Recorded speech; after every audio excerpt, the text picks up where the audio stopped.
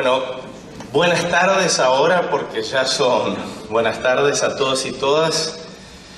Realmente es un honor estar aquí dividiendo esta mesa con Mirta, con Andrea, a quien tengo un profundo cariño y respeto profesional y académico y político.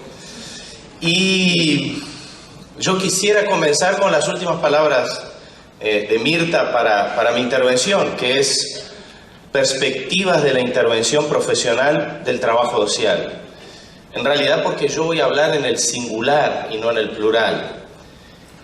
Voy a hablar en el singular porque no me corresponde hablar de las perspectivas, sino hablar de la perspectiva que yo entiendo, que yo defiendo, que yo me inscribo como la perspectiva más adecuada para comprender el mundo contemporáneo y para insertarnos en ese mundo contemporáneo.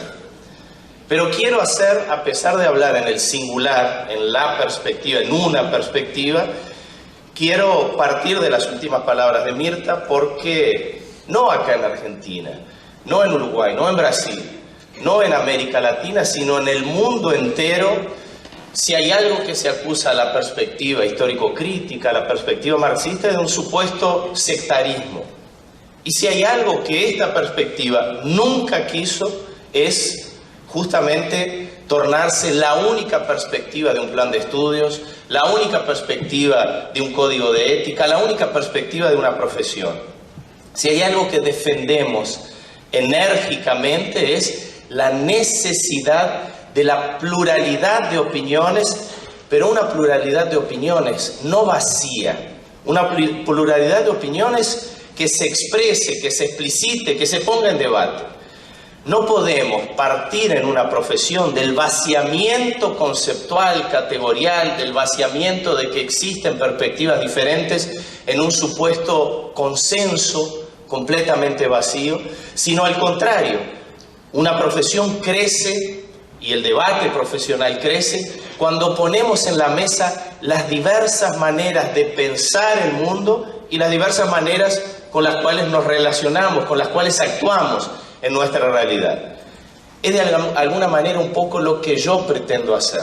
Yo no voy a hablar, por lo tanto, de las perspectivas, pero a partir de una perspectiva que asumo, voy a tejer algunos comentarios.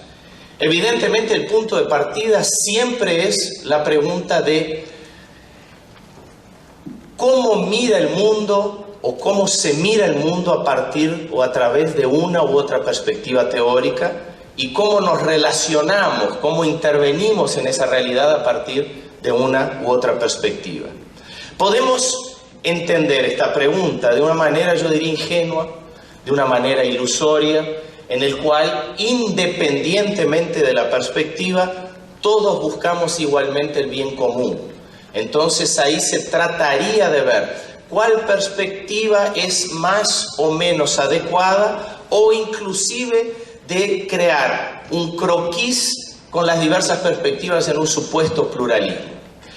El pluralismo entendido de esta manera es equivalente al eclecticismo, es decir, al entender que las perspectivas teóricas y que las perspectivas teórico-metodológicas son independientes de posicionamientos políticos, de posicionamientos éticos, de valores, de principios, de proyectos sociales.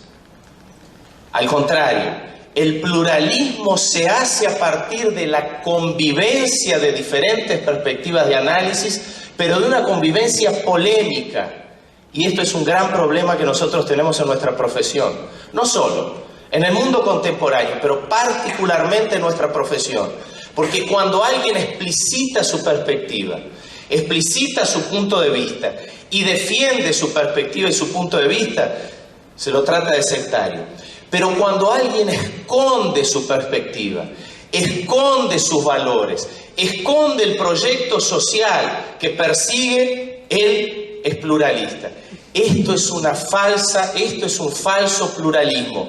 Construyamos el pluralismo a partir de poner en la mesa las diferentes perspectivas con sus valores explicitados, con sus proyectos sociales explicitados, etc. Si yo defiendo la obra de Mary Richmond como la perspectiva de intervención profesional, esto no es ajeno a valores, esto no es ajeno a proyectos profesionales, esto no es ajeno a proyectos sociales. Si yo defiendo la perspectiva sistémica, la perspectiva posmoderna, cualquier perspectiva que yo defienda está saturada de valores, de principios éticos, de proyectos sociales. Entonces yo voy a hablar a partir de una perspectiva, la perspectiva histórico-crítica, que como voy a tratar de identificar, participa y tiene como puntos de partida algunos valores, algunos principios y un central proyecto de sociedad. Pero para hablar de esta perspectiva, lo primero, y muy rápidamente solo lo voy a mencionar, y esto es fundamento de la perspectiva histórico-crítica, es decir, de la perspectiva que busca, a través del análisis crítico de la historia, la verdad. Entonces, con esto ya estoy explicitando algunas cosas. En primer lugar, existe verdad. Existe una verdad objetiva, existe una verdad material, existe una verdad histórica. Si no existiera verdad, sería relativo y producto de las sensibilidades o de las vivencias de cada uno, una interpretación sobre esto que está ocurriendo. Cada uno tiene su interpretación, cada uno tiene su vivencia, cada uno tiene su opinión, pero hay una verdad objetiva en la realidad. Cuando estamos hablando de hambre, el hambre es independiente de cómo esa persona se siente frente a esa circunstancia. Es muy importante cómo la persona se siente, porque a partir de ahí vamos a ver cómo esa persona se relaciona con su situación, enfrenta su situación o la padece de forma resignada. Es muy importante cómo la persona se siente, pero es un hecho objetivo, verdadero, incuestionable, que existe una situación de hambre ahí. Como ejemplo de esto, cualquier otra situación. Entonces, un punto de partida es: existe una verdad objetiva independientemente de cómo subjetivamente cada uno percibe o vivencia esa realidad. Y en segundo lugar, que la comprensión de las realidades y de las formas de expresión de la realidad, por más local y singular que sea, la debemos buscar a través del análisis de la historia. No del análisis de las percepciones, del análisis estructural, de la dinámica, del desarrollo de los procesos históricos. Entonces, el análisis crítico de la historia es lo que nos permite, a través de la razón, comprender la realidad y a partir de ahí enfrentarla. Por cuenta de esto, el punto de partida que yo voy apenas a mencionar en mi intervención es partir de en qué contexto histórico estamos. Y más allá de lo obvio, una sociedad capitalista en un país o en una región periférica del capitalismo mundial, pero de una periferia que no se desarrolla autónomamente, sino que se desarrolla a partir de una relación desigual y combinada, es decir, es una relación estructural mundial del capitalismo en donde nuestros países latinoamericanos participan a partir de ocupar un lugar en ese escenario mundial, en donde el valor producido es a través del trabajo, pero este trabajo se realiza a través fundamentalmente de la compra y venta de fuerza de trabajo, en donde este valor es apropiado, es expropiado de su propio productor por parte de los que compran esta fuerza de trabajo como mercancía. Más allá de esta obviedad que precisa ser explicitada y que nosotros lo conocemos y lo vivenciamos, es preciso decir algunas novedades del escenario mundial, pero que las voy apenas a mencionar. Pero lo primero que nos convoca es ver si la bibliografía que estamos estudiando nos permite tener herramientas para comprender el mundo contemporáneo a partir de estas continuidades y de estas rupturas o de estas novedades. En primer lugar, vivimos en un mundo capitalista en un escenario de crisis. Y esto no lo voy a desarrollar, pero evidentemente tiene impactos muy profundos en todo lo que es la acción social del Estado, que de alguna manera fue posible a partir de un excedente económico en los momentos de expansión capitalista, pero también representa conquista de las clases trabajadoras de los sectores subalternos. Es decir, la crisis capitalista mundial hace que el capital, en lugar de reinvertir en la actividad productiva, reinvierta fundamentalmente en la especulación financiera. Y esto hace que los servicios públicos y las políticas sociales sean reducidas en su cantidad, en su calidad, y sean retiradas de la condición de derecho de ciudadanía.